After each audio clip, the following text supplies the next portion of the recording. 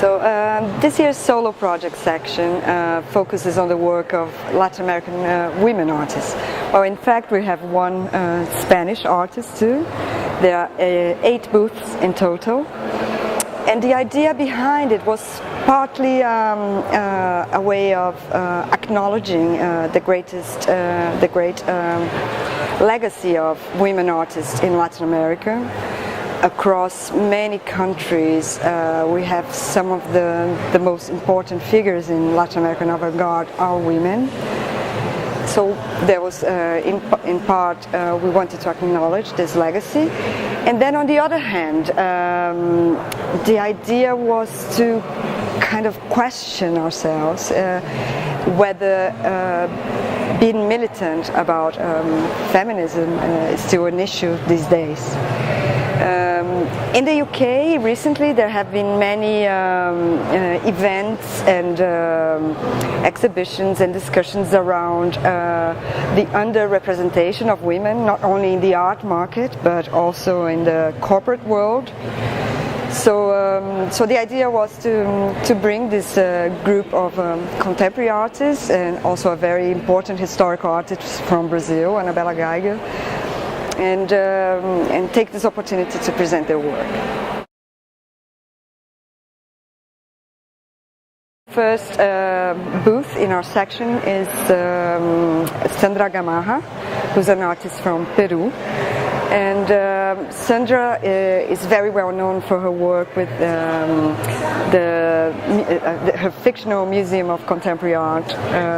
But in this section there are works that actually revolve around the idea of the process of modernization in Peru. And one of the main series of works in the booth is this collection of paintings that refer to the work of Joseph Albers. But then if you look very carefully, you can see that behind the paintings, the Albers paintings, there are some images of people that were involved in the conflict in Peru in the 1980s. So it's a way of kind of dealing with the contradictory character of the process of modernization in Peru.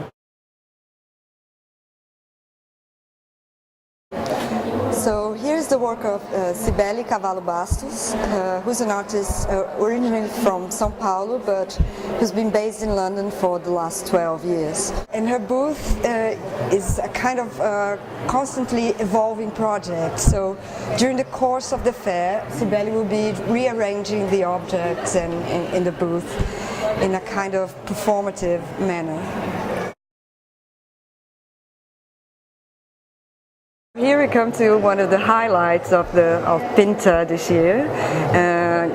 We're very pleased to have the work of Brazilian artist Ana Bella Geiger represented in this solo project, questioning ideas of identity with this very kind of anthropological take on art. One of the pioneers of video art and of conceptual art in Brazil. She's a very important historical artist who is relatively still unknown in the UK, so for us it was an honor to be able to present her at Pinta this year. We have a booth with the work of Ana Luiza Batista, who is an artist also from São Paulo, based in São Paulo. And Ana Luiza is an artist who works with objects and situations that are very close to everyday life. She interferes with these very common objects in a very subtle way.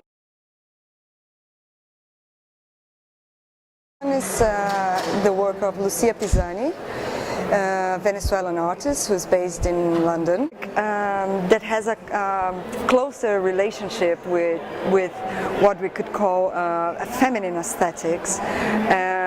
This is a very complex and multi-layered project with different, where Lucia uses different mediums to talk about ideas of transformation and femininity. She's an artist who's very interested in issues of gender. Tatiana Echeverri is an artist who was born in Costa Rica, but it's actually from a Colombian family. Here we are showing a very recent series of works where she's exploring photograms. Here we have two different series. This one is a series of very large-scale works in which she uses this net. And the work's actually made in the dark room, so the result is not completely controlled. We have the work of Jazmín López, who's a young Argentinian artist. So, the interesting thing about Jazmín is that, as well as being a painter, she's also a filmmaker. And when she talks about her process and the process of creating her paintings, it has a lot to do with time. And then, and of course, filmmaking is a time-based practice. A lot with her memory, so she reproduces images that she's seen or images that she stored in her own memory, and tries to recreate them in painting, but without looking at the actual image. This is the solo projects of Ana Malagrida, who's a Spanish artist. This is a very recent series of photographs.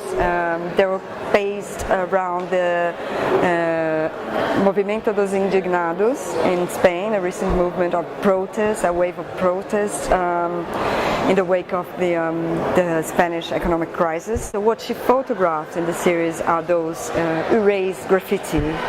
And in her solo show in Spain, she had actually the slogans that were graffitied on those buildings projected, and they were kind of slowly, appearing and disappearing.